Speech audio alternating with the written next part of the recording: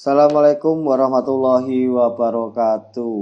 Ketemu lagi di channel Diki Aditya. Kali ini saya akan membahas di episode ketiga tentang perjalanan saya di lomba foto lokal. Kebanyakan ini lomba foto lokal di tahun 2016 dan di tahun 2016 ini mayoritas saya memenangkan lomba foto model. Jadi singkat ceritanya adalah di tahun 2016 itu era-era di mana event atau para IO di tahun 2016 lebih seringnya, dulu kan ada live musik ya gitu ya. Cuman di tahun 2016 menjadi era fotografer lokal dalam memotret model. Nah, karena setiap ada event entah itu launching produk, launching sebuah restoran, entah itu memperingati ulang tahun sebuah perusahaan, ataupun kayak yang lebih sering kayak event-event motor, mobil, itu di tahun 2016 mungkin itu tahun-tahun ramai banget dalam sebuah event foto kontes ya. Karena di era itu banyak sekali fotografer yang berpartisipasi dalam foto kontes. Jadi mereka bisa menargetkan berapa banyak kapasitas orang yang datang dalam event itu. Keuntungan di tahun itu adalah ketika kita tahu dan paham tentang sebuah lomba foto model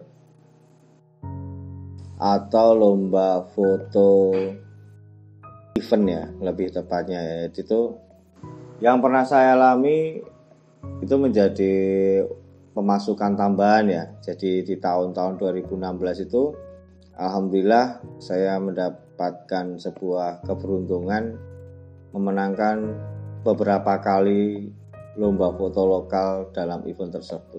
Seperti yang saya jelaskan kemarin, biaya untuk mengikuti lomba foto itu sangat murah sekali. Kita cukup mengeluarkan biaya pendaftaran mulai dari 25.000 hingga 50.000 itu paling mahal. Tapi jika kita mengeluarkan biaya pendaftaran sampai 100.000 pun itu akan mendapatkan hadiah yang cukup menarik. Biasanya lebih dari 3-5 juta untuk hadiah juara satunya, bukan total ya. Jadi kalau kita bisa katakanlah dalam sebulan misalkan mendapatkan 2 kali juara ya lumayan, kita udah lebih dari UMR ya, untuk memiliki sambilan ikutan lomba foto pada masa itu. Kalau masa sekarang nggak mungkin lah ya.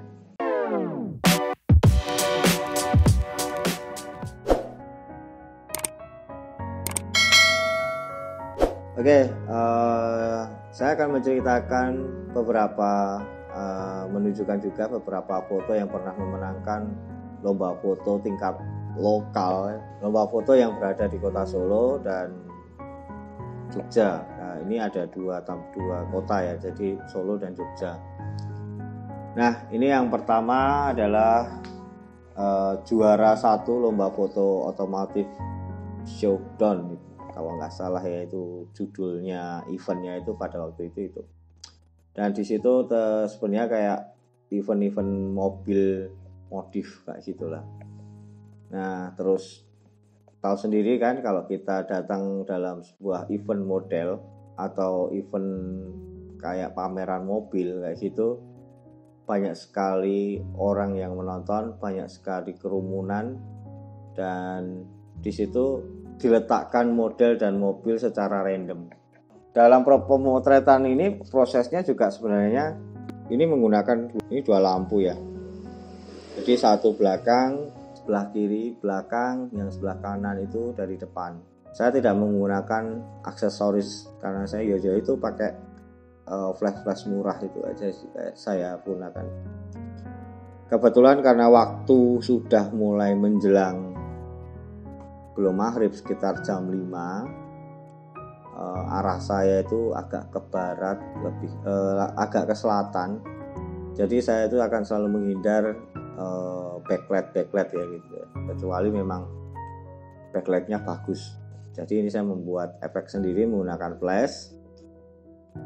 Jadi ini suasananya di outdoor dan sebenarnya itu suasana masih terlihat terang. Ini saya pakai triggernya juga trigger paket hemat sekitar 200 ribuan. Jadi kalau pakai trigger itu kan kecepatan cuma 1/200, nggak bisa 1/1000, 1/sekian ribu, nggak mungkin bisa. Jadi saya menggunakan intensitas cahaya di sekitar dan ISO-nya saya gunakan rendah. Saya ISO speednya sekitar 200, lalu flashnya juga nggak terlalu kenceng, tapi yang bagian backlight biasanya saya lebih keras daripada yang depan, flash yang depan. Oke, dalam asiknya tuh tatkala lomba foto itu ketemu sama temen tuh kadang-kala kan saling lihat nih, fotomu kayak apa. Biasanya saya nggak mau ngeliatin dulu. Itu kebiasaan saya pada waktu itu. Jadi saya diem aja. Nah, saat ngumpulin pada ngerumpul tuh, loh kok bisa gini, kayak studio. Pemikiran saya terus terang saya nggak berpikir sampai sejauh itu sih. Ya wis kayak gini, itu aja. Lalu ini modelnya kan juga dari Jogja itu, Mbak Arimbi kalau nggak salah namanya. Dia sudah beberapa kali sering ketemu saat lomba event model dan kebetulan saya juga pas menang. Akhirnya dia hafal kan, dapurane rai-raiku mulai hafal karena beberapa kali bisa menang dengan modelnya dia. Nah pas itu dia sudah hafal, jadi kayak saya kode itu bentar, aku urung itu. Dia siap. Ya. Di foto yang kedua ini juga sama, saya udah kenal sama modelnya yaitu Mbak Widya. Tatkala kalau udah kenal dengan modelnya itu menariknya gini. Ketika saya belum mendapatkan foto dan saya belum mendapatkan seperti yang saya inginkan, itu memang agak susah untuk memposenya, atau kita benar-benar dalam satu ruang itu kan katakanlah satu model itu bisa sampai 10-15 orang bahkan lebih. Nah, biar foto itu kita beda dan tidak ditirukan orang lain, kita harus menentukan angle yang menurut saya benar-benar beda dan orang lain tidak bisa memiliki. Salah satunya foto ini. Foto ini mungkin dari sudut lain sangat terlihat kurang bagus, tapi bagi saya dari sudut yang saya lihat ini memiliki gestur yang menarik. Ditambah ring light dari belakang, flash dari belakang itu membuat foto itu lebih berdimensi. Kalau dari foto-foto yang saya lihat dari teman-teman yang nggak kayak seperti yang saya punya. Ini foto ini saya potret pas ada di mall lomba event Yamaha pada waktu itu. Kebetulan ini saya mendapatkan juara 1 juga. Saya masih ingat proses foto ini. Saya masih ingat sekali. Tatkala ketika saya diamati beberapa orang, dia akan saya tipu dengan beberapa pose. Dan orang-orang itu tidak tahu foto mana yang saya akan kirimkan dan foto mana yang terbaik dalam bidikan saya. Jadi setelah saya mendapatkan sebuah pose yang saya inginkan, saya akan ubah posenya, saya akan pindah orangnya, itu pasti. Ini saya bongkar aja, maksudnya saya belak-belakan cerita kayak gini karena mungkin di era-era yang akan datang teman-teman akan lebih bisa mengkondisikan. Jadi ini udah jadi rahasia umum ya, kayak gitu. Jadi susah kalau kita memiliki strategi kayak gitu. Misalkan kamu punya strategi tapi saat kamu memose model itu terlalu over action. Maksudnya over action ini kadang fotografer itu kan terlalu gaya. Kurang gini biar terlihat. Wah, menurutku itu malah jadi blunder menurut saya. Ada beberapa teman saya termasuk saya misalkan melihat ada orang kayak gitu, saya udah langsung bisa nebak, oh karepe kayak gini kayak gitu. Kebiasaan sampai berpikir sampai sejauh itu biasanya karena sering ikut lomba aja. Yang foto ketiga di sebuah hotel, nah, itu saya menggunakan ornamen yang bolong-bolong kayak saya kasih flash kenceng aja gitu. Terus dari bagian depan saya menggunakan ambient light. Jadi memang itu saya menggunakan ISO tinggi. Di foto keempat ini saya ada berada di mall ya, di mall di daerah Jogja yang pada tahun 2016 lagi buka-bukaan pertama. kebetulan saya mendapatkan juara 2 dan foto ini adalah saya berimajinasi aja karena sebenarnya saya udah bingung, udah ngeblank dalam pemotretan ini. Nah ini saya berimajinasi cuma kan itu ada tas tuh. Nah, jadi tasnya bentuk bergelombang, ini ada orangnya. Udah gitu aja, cara mikirku simpel banget karena ini tanpa lighting, tanpa apa-apa, dan jadi maksudnya lebih banyak mereka menggunakan lensa kit atau lensa wide. Kebanyakan seperti itu. Jarang sekali orang memakai lensa-lensa fix. Karena kenapa jarang? Karena persentasenya sudah jelas karena orang Solo lebih suka pakai lensa-lensa wide, lensa-lensa kit kayak gitu. Jadi misalkan mau pakai tele, nekat pakai tele, dia nggak akan dapat gambar. Apalagi dalam event kayak gitu, sekali kebawa emosi udah nggak bakal dapat gambar. Di lokasi foto kayak gitu memang gampang emosi karena kadang kita ngatur model belum selesai, udah kak pindah sini Kak.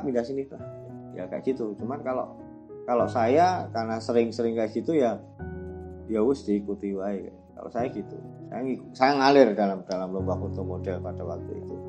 Karena saya istilahnya kayak yang saya ceritakan pada waktu 2013 dan 2012-2013 itu saya benar-benar memakan namanya kekalahan, dan saya mengamati orang-orang yang menang. Cara berpikirnya, cara mandangnya, cara actionnya kayak gitu.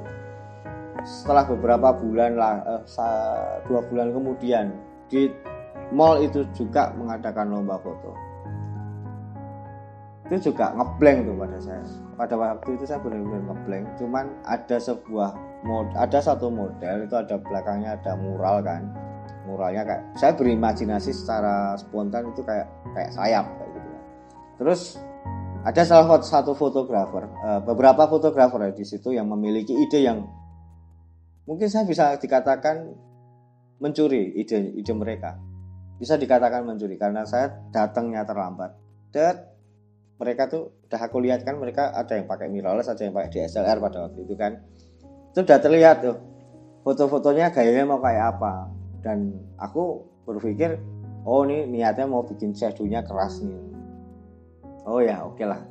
Tapi dengan angle-nya kalau mereka kan agak setara gitu kan. Oke, biar saya nggak terlihat meniru, maka saya, dan pada waktu itu saya pakai mirrorless XA2, jadi nggak mungkin saya bidik.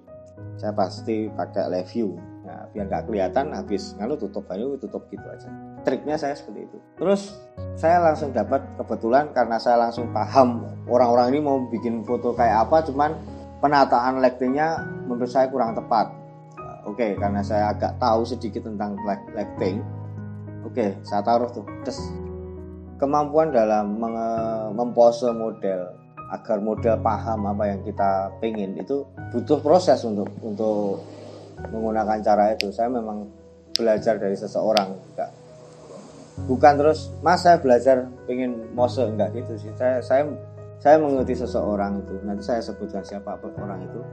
Saya mengikuti orang itu, saya hanya melihat cara dia mempose, dan dia tidak overacting dengan seperti orang-orang yang pernah saya lihat. Setelah saya setting, sudah selesai, saya rusak tuh. Ya memang strategi itu lomba gitu kan. Nah lomba kan saya rusak maksudnya gini. Yo nggak bosan tadi di sini toh. Kalau neng kono apik. Padahal itu saya udah dapat foto bagus di situ. Saya pindah. Benar-benar saya pindah. Dan mereka pasti nggak dapat foto bagus. Kalau licik ya nggak licik, itu strategi dalam pemotretan. Dalam pemotretan lomba foto on the spot. Terus itu tadi saya dapat juara 1. Itu hadiah lumayan tuh yang di situ. Terus juara 3 sesi model lomba foto HISPA. HISPA itu kayak kalau di Solo HSB, di Jogja itu HISPA. Di tahun 2016 Salon Foto Indonesia diselenggarakan di Jogja.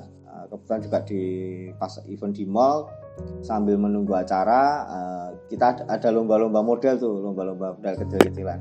Mau dapetin foto bagus juga susah, banyak sekali yang ikut. Nah kenapa foto saya bisa menang? Ini juga kebetulan di lokasi yang sama, di tempat yang sama, itu dengan angle yang sama, hampir sama semua. Kebetulan orang motret pose kak gini-gini, aku mah bingung dewe, bener-bener bingung. Saya nggak pakai lighting itu, udah saya ngawur Saya pakai lighting tuh. Saya ngawur, tahu-tahu ada angin tuh. Bus, roknya naik. Cet, dadat. Dapat kayak buntung kan. Nah, itu jadi unik. Ternyata malah menang. Tapi di Hispa itu pas salon foto itu, karena tahun 2015 kemarin saya semangat banget mendapatkan silver sama honorable mention, dan saya jadi pede banget. Dan pada akhirnya di tahun 2016 saya hanya mendapatkan satu penghargaan honorable mention di foto kain. Nanti saya tunjukkan fotonya yang mendapatkan HM. Oke, terus ini saya dapat juara 1 di Star Tour Jogja. Nah, orang-orang sudah hafal gaya dan cara motretnya Diki, sampai teman saya sendiri itu nggak tahu kalau itu foto saya. Benar-benar nggak kebaca. Pada waktu itu saya kan nggak punya lensa tuh, saya pinjam sama Tito, saya pinjam lensamu, kamu pakai apa? Aku mau pakai lensa wet. Ya wis, aku tak pakai 56 ya. Oke, saya pakai lensa 56. Ya udah. Ya apa ada orang nggak tahu tuh, ada orang memang aku tahu ini orangnya jarak, memang mau ngerusak. Bener-bener aku bentak itu, bener-bener. Padahal saya sendiri kadang tadi ya juga ngerusak ya, cuman saya kan tahu dia maksudnya apa, saya tahu. Dia mengulur waktu. Jadi itu sistemnya, setiap 5 peserta itu dikasih 5 menit untuk mempose model. 5 peserta. Kalau kenal semua sih nggak masalah. Kalau nggak kenal, ya itu tadi seperti yang terjadi pada saya. Akhirnya saya memutuskan dengan jarak lensa 56 mili, pakai 1 flash. Kebetulan kan juga redup ya, lokasinya itu di indoor. Saya pakai ISO-nya agak rendah. F-nya saya pakai 1,2. Saya pakai 1,2. Saya membuat sebuah potret tadi. Dan itu lomba foto model dengan hadiah lumayan gede. Itu daftarnya tuh kalau nggak salah 50.000, hadiahnya itu sekitar 4 juta. Menarik sekali. Ini beruntung sekali. Saya dapat itu dan pada kaget juga, nggak nyangka Diki fotonya bokeh gitu. Juara 1 di sebuah restoran di Solo. Itu saya kayak nggak geng ya, ada teman dekat namanya si Agung Lawerisa. Lomba foto sini kita nyantai, benar-benar kita santai, kita ngobrol gitu. Oke, model ini sudah disediakan spotnya ini. Ya pertama saya pasti muter tuh model ini cocok nggak ya. Kalau saya cocoknya sama yang ini, coba yang ini ya. Itu saya cuma ngerasa, bukan yo ngerasa aja gitu. Menit-menit awal tuh kan orang-orang itu kan kalau motret kadang malah motret model itu di continuous ya. Continuous terus motret ya sering sekali saya melihat cara motionnya overacting, terus pada emosian agak ngotot gitu, kadang agak males gitu kan. Ya udah saya duduk nyantai ngerokok sama temanku itu, sama Mas Agung. Si Mas Agung itu, "Dik, gue meh motret ndi ben gak podo fotone." Aku kae wae ya. Ya wis aku kae. Udah, oke kan? Terus pada masih sibuk tuh mose. Itu kan ada kereta, terus ada 2 orang yang saya nunggangin kereta itu ya, kayak kusirnya ya. Itu mah dihilangin. Kusirnya mah suruh diem. Jadi cuma yang dipotret modelnya tok. Oh, aku langsung punya ide. Ini bisa pakai. Saya pasti akan memiliki foto yang berbeda ketimbang yang lain.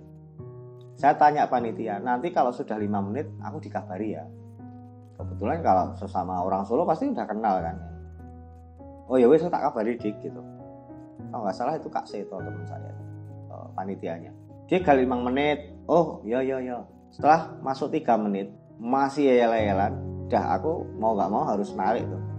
Pak, keretanya tuh diundur ke. Aku udah bayangin, sebelum saya mengatur model dan beberapa properti itu, lokasi itu sudah saya setting, sudah saya bayangkan dan imajinasikan bagaimana pencahayaan foto. Katakanlah saya hanya memotret 3 frame, 3 foto, karena saya nggak mau orang bisa meniru.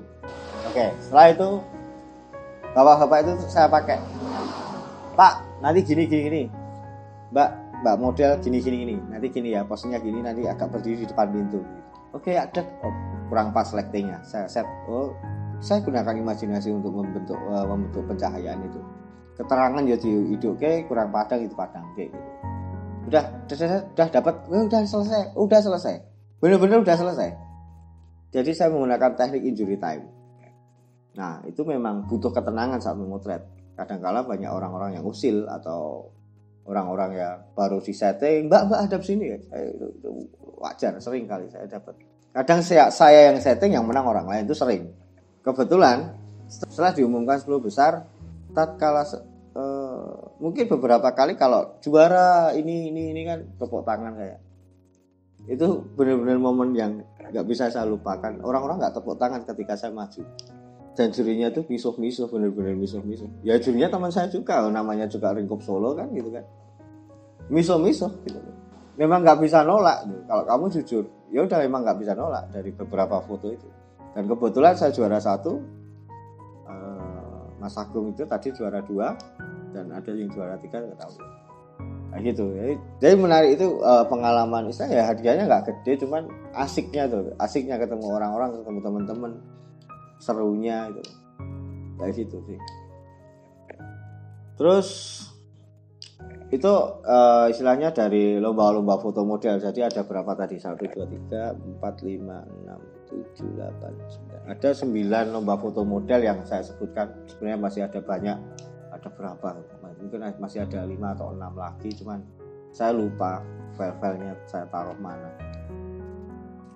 Jadi ini yang masih inget aja dan paling masih inget dan memiliki momen yang menurutku agak spesial ya sama teman-teman itu.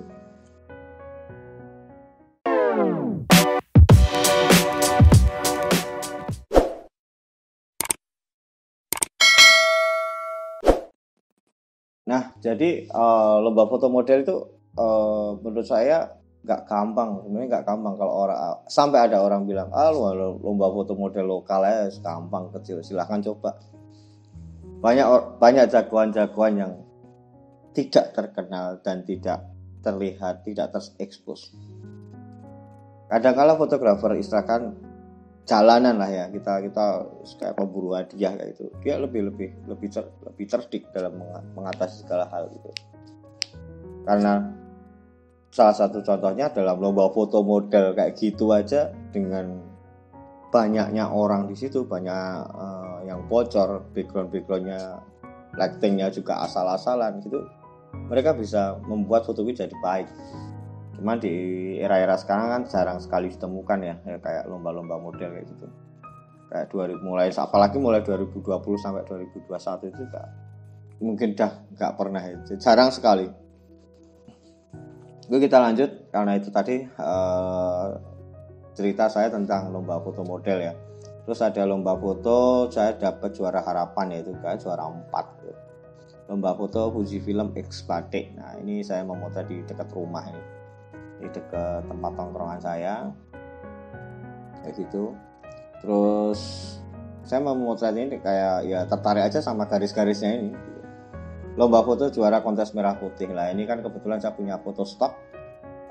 Pada waktu itu saya pernah melihat foto ini. Foto ini dulu kayak kalau nggak salah pemenang di lomba foto Nias itu Mas Maulana kalau nggak salah. Cuman dia kan ada orang satu lah. Saya pengen tuh punya foto kayak gitu. Akhirnya saya datang sendiri, saya cari itu tempat. Saya nunggu setengah jam dan saya naik, benar-benar naik di atas jembatan tuh, naik aja nggak pakai pengaman, ya pengennya naik gitu aja. Saya kira mikir dulu ya naik gitu. Nah, itu ada anak, kebetulan udah ada anak kecil, dari terlihat dari jauh udah kelihatan kan, cuman kok nggak nyebrang, ternyata nunggu satu kelompok itu nyebrang bareng. Nah foto ini beberapa kali dipakai, disewa, dan ini juga pernah menang di kontes merah putih. Terus saya dapat juara 1 di lomba foto di mall juga. Dulu sering banget ada event-event di mall tuh, makanya bisa jadi penghasilan tambahan gitu kan. Lomba food. Nah, lomba food. Ini juga, ini kalau ini benar-benar beruntung nih. Ini benar-benar beruntung. Ini hadiahnya cukup gede. Hadiahnya kamera Fujifilm X-A2 juga. Pada waktu itu saya datang, datang saya hello dengan teman-teman banyak yang jarang ketemu fotografer kan. Kadang-kala kalau lomba foto model banyak yang nggak datang, tapi kalau lomba food para ahli fotografi itu juga pada datang. Yo datang tuh. Bayangin satu objek di foto 10 sampai 15 orang. Objeknya diem. Kalau kenapa saya tadi bilang beruntung dan wayah aku menang juga gitu kan. Saya sudah pakai Fujifilm X-T1, lalu saya pakai lensa 56 mm. Lensanya juga pinjem. Itu saya belum tidur. Benar-benar 24 jam lebih saya belum tidur. Benar-benar pada waktu itu ngantuk. Kalau saya nggak ngirim kan eman kan. Ya udah, saya datang naik. Mana ya ini. Oh ini. Udah. Ya udah ini aku foto. Des. Udah selesai, langsung saya pulang, saya kumpulin, saya pulang. Saya tidur, tahu-tahu jam 8 malam tuh saya dapat kabar. WA saya banyak ucapan selamat dari teman-teman HSP. Loh, saya jadi juara 1. Itu beruntung, itu benar-benar beruntung. Ya, memang wayah.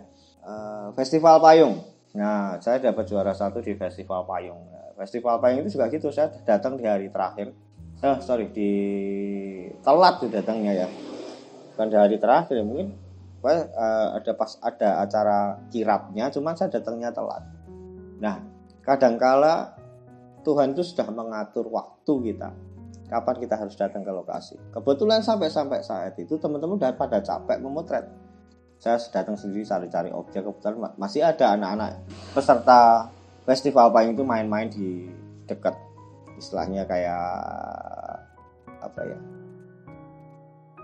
ornamen bentuk festival Payung itu dibuat gitu kan ya. Terus dia di situ kebetulan juga habis hujan kan. Nah, itu ada air tuh saya pakai.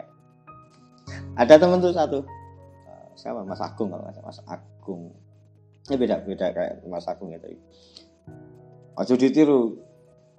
Nah, karena ini udah temen satu klub HSP juga. Aku mau lihat ini, jadi tiru ya. Nah, itu adalah salah satu contoh sikap yang baik, menghormati teman gitu ya, kayak gitu. Dia nggak meniru. Misalkan meniru pun nggak masalah sebenarnya, tapi jangan dikirim misalkan seperti itu etika antar teman aja sih kalau saya. Biasanya saya dengan teman-teman HSB itu seperti itu tatkala mengikuti lomba Salon Foto Indonesia. Lalu di lomba foto Festival Payung itu kebetulan saya dapat juara 1, jadi foto refleksi. Nah, jadi selama ini saya foto refleksi itu sudah mendapatkan 2 kali ya. Jadi foto Festival Payung sama foto yang bendera yang kemarin, episode yang kemarin. Terus salon foto, singkat cerita tentang salon foto yang tadi, ini fotonya adalah foto melempar kain. Ini lokasi ini jadi sangat populer sekali sekarang dan cukup dikenal. Dan ini saya potret ini bapaknya model utama di industri kain jumput itu. Kalau model utamanya biasa Mas Tri, kalau ini bapaknya. Nah, kebetulan pas dia melempar itu sebenarnya ada 2 orang. Cuman yang satu benar-benar ketutup sama kain. Nah, jadi maka jadi kelihatannya beda itu. Kainnya kayak agak lebih lebat dan lebih banyak gitu kan. Ini saya kemarin PD tak kira ya bisa dapat medali emas lah ya. Ternyata cuma HM. Nah, terus di penutup tahun di tahun 2016 saya mendapatkan juara 3 APEC di lomba foto APEC itu tingkat Asia, se-Asia. Ya, ini awal mula saya mendapatkan juara di luar Indonesia. Ini pertama kalinya di lomba foto APEC ini saya mendapatkan juara 3. Nah, dan ini banyak yang menirukan juga. Bukan berarti saya istilahnya yang membuat ide pertama tuh enggak. Maksudnya adalah menirukan, dibikin framing. Jadi itu kan ada tangga di atas. Orang kira itu saya kasih ranting. Itu asli saya di bawah pohon, dan kebetulan setelah saya memotret itu pohon itu sudah ditebang. Jadi nggak ada yang angle seperti itu, kecuali mereka di tempat angle itu dia menggunakan tambahan ranting, karena pohonnya memang sudah ditebang. Ya, beruntung lagi untuk saya. Dari semua foto-foto yang sudah saya slide dan beberapa singkat cerita yang sudah saya ceritakan tadi, semua tidak berupaya instan ya. Nggak instan, semua butuh proses, butuh kesalahan. Jadi kalau saya kemarin juga sudah bilang, berapa kali kamu menang, kalau dibanding dengan kekalahan pasti banyak kalahnya. Jadi saya pasti banyak kalahnya. Dan ini hanya kemenangan yang saya seret aja ya. Dari kekalahan itu banyak pengamatan, banyak analisa, dan pada akhirnya jadi pembelajaran, jadi membuat proses berpikirnya itu, jadi mentalnya juga lebih bagus lagi. Kayak tadi dari ketiga itu yang bikin saya belajar dari 3 orang yang benar-benar awal mula saya berfotografi, yang ini saya sebut awal mula. Kalau sampai hari ini saya juga masih belajar. Ini lebih saya tekankan, sampai hari ini saya masih banyak belajar kepada orang-orang yang saya temui, siapapun itu. Entah itu dari teman-teman HSB, sesepuh HSB, klub saya di Solo. Saya banyak mendapatkan nasihat-nasihat, mendapatkan tips. Itu benar-benar saya pikirkan. Cuman saking banyaknya, ya mungkin saya ucapkan terima kasih buat teman-teman semua yang sudah istilahnya membantu saya dalam berproses dan belajar dalam fotografi. Terus terutama yang 3 sosok ini, yang ini dulu siapa juga ya udah, itu teman saya, teman dan saudara. Dan dulu memang saya pernah saat kenal itu sama Pak Usman. Dia itu memang profesional fotografer dalam wedding dan foto produk. Saya banyak belajar tentang etika berbisnis dalam wedding fotografi dan foto produk. Lebih tepatnya dalam bisnis fotografi, terhadap bagaimana kita menghargai tenaga partner, bagaimana kita harus melayani klien. Itu saya banyak belajar dari beliau. Saya belajar yang kedua tentang semangat berfotografi, semangat dalam berkarya, tidak pernah menyerah, tidak pernah mengeluh. Fotografi adalah aku, ada fotografi adalah bagian hidup, dan selalu berkarya setiap hari, setiap waktu, dari era ke era. Yang saya amati yaitu itu Mas Wibowo Raharjo. Saya melihat cara dia, saya benar-benar belajar dari dia. Itu bukan terus Mas aku ajari, enggak. Saya nggak pernah ada komunikasi seperti itu dengan beliau. Ya udah, selayaknya teman, benar-benar selayaknya teman. Tatkala ada kerjaan saya diajak, dulu ada kerjaan saya diajak, sekarang terus saat hunting ya diajak gitu. Ya udah, kita benar-benar hunting bareng. Cuman saya sering kali tatkala hunting apapun, saya selalu mengamati beliau pada waktu itu. Cara dia melihat, nggak banyak omong juga saat motret gitu. Cara dia melihat, cara dia mengamati, ketenangan dalam mengatur komposisi, saya banyak belajar dari beliau gitu. Terus ada satu lagi, saya belajar cara ngomong dan cara memose. Kayak tadi saya kan udah bilang tentang soal bagaimana cara ngatur model. Dulu ya pernah saya ngalamin, Mbak, posenya kurang gini. Ya saya sampai menirukan gayanya, padahal ya bayangin modelku jadi bentukku ki bergaya pose saya model, mah lucu kan ya. Jadi kayak jadi overacting gitu loh, kayak sok banget gitu kan. Tapi saya melihat beliau ini, yaitu Mas Helmi Ayes, dia sangat telaten sekali, sangat teliti tatkala memotret model atau objek manusia. Lebih banyak pada waktu ke wedding ya, ke wedding fotografi, ke pre-wedding, sama ke model fashion. Memang dia arahnya memang ke arah model dan wedding. Saya cara motionnya itu nggak lebay, nggak kurang gini. Misalkan ya, misal Kak gini, matanya ke sini, lihat ke sini, sorry, kepalanya agak gini, ini. Pinggangnya kayak gini, kakinya gini. Udah simple gitu. Mereka nggak terlalu nunjukin apa yang saya mau. Benar-benar mata dan rasa itu jadi satu. Menurut saya seperti itu. Saya saat melihat dari belakang itu seperti itu. Dan itu saya praktekkan. Saya praktekkan. Ya alhamdulillah saya bisa ngatur model gitu. Ngatur mempelai, ngatur dalam pre-wedding gitu. Dalam kondisi apapun, walaupun dia nggak bisa pose, lama-lama saya nggak bisa pose gitu. Jadi mungkin Mas Helmi itu bakat juga punya sekolah model. Jadi untuk 3 orang itu saya mengucapkan terima kasih sebesar-besarnya ya. Jadi berproses dengan mereka sampai pada akhirnya saya punya teman banyak, dan saya jadi makin banyak guru yang saya pelajari, entah itu lebih muda atau lebih tua atau separaan, ya saya melihat itu. Dan saya punya teman-teman yang luar biasa di Solo gitu. Ini hanya, memang saya belum jadi siapa-siapa dan belum apa-apa ya. Ini hanya sebuah sharing, mungkin teman-teman fotografer pemula atau dalam pengen belajar dalam bidang fotografi, ya jangan menyerah. Proses itu akan menjawab semuanya gitu loh. Dalam memose itu saya aplikasikan dalam keseharian saya hunting. Tatkala saya bisa interaksi, misal interaksi dengan saya kayak pedagang-pedagang kayak gitu, terus Pak boleh saya foto potret gini, itu juga saya atur.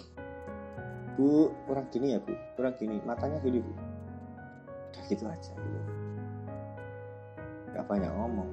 Nah, dalam mose itu tadi bukan berarti saya tidak belajar dari tempat lain. Maksudnya dari tempat lain itu kayak, saya tuh suka lihat, saya waktu itu suka nonton majalah. Nonton, bukan baca ya. Buku, itu pun saya selalu nonton gambar, bukan membaca. Saya suka buka-buka majalah. Terus saya, ya bukan sering yang buka, pada akhirnya jadi hafal. Misalkan tubuh kayak gini, wajah kayak gini, bagusnya gini, tubuhnya bagusnya gini. Jadi kayak di sini tuh banyak ide tatkala melihat, oh ini saya pernah bentuknya kayak gini. Cuma kayak gitu. Kalau papaku bilang itu ada ilmu titan. Saya nggak malu-malu ya, misalnya saya harus mengakui ya siapa yang dulu pernah saya lewati, dulu yang berpengaruh dalam saya berproses, itu harus saya akui sampai hari ini. Bahkan sampai kelak nanti saya tua juga saya harus tetap ingat gitu. Karena pesan papa saya itu, jangan pernah lupa dengan jalan yang pernah kamu lewati. Tatkala kamu suatu saat akan menjadi pohon besar, kamu akan kuat karena kamu kuat, akar-akarnya itu udah kuat. Jadi kalau yang di baliho itu kan ojo lali oyot gitu kan. Jadi ya harus ingat gitu. Semakin kita ingat, semakin kita bisa menghargai apapun. Kadang kan ada orang yang mau ngakuin kalau orang itu emang terkenal, orang top gitu baru diakuin. Enggak perlu kan. Terkenal di batin, di hati saya dan di pikiran saya saja. Udah gitu aja kalau saya sih gitu. Sampai hari ini pun saya terus dan berguru dengan siapapun. Karena terkadang hal sepele itu bisa saya temukan di jalanan, bisa saya temukan saya tidak pernah memposisikan saya hebat, saya pintar, enggak. Saya selalu berpikir saya belajar dengan diri. Yang saya takutkan adalah tatkala saya sudah merasa pandai, berhentilah ilmu itu datang. Maka saya selalu berpikir saya belajar terus dengan siapapun. Saya selalu mengakui siapa yang memberi sesuatu yang berlian dalam pikiran saya. Oke, terima kasih teman-teman. Itu adalah singkat cerita tentang perjalanan saya dalam bidang fotografi di tahun 2016. Jadi besok kita akan ngomongin soal lomba foto, tetap lomba foto dan bisnis foto juga. Di episode keempat itu saya berarti membicarakan di era 2017, di era 2017-2018. Nanti juga masih ada episode selanjutnya di era 2019 hingga 2021. Oke, terima kasih sudah menonton video saya. Jangan lupa kasih kritik dan saran untuk saya agar video ini bisa lebih berkembang lagi. Terus jangan lupa support saya dengan memberikan sebuah subscribe, like, dan share agar video ini bisa ditonton banyak teman-teman penghobi dan pencinta fotografi di seluruh Indonesia. Oke, akhir kata dari saya, wassalamualaikum warahmatullahi wabarakatuh. Sukses selalu untuk kita semua. Salam sejahtera.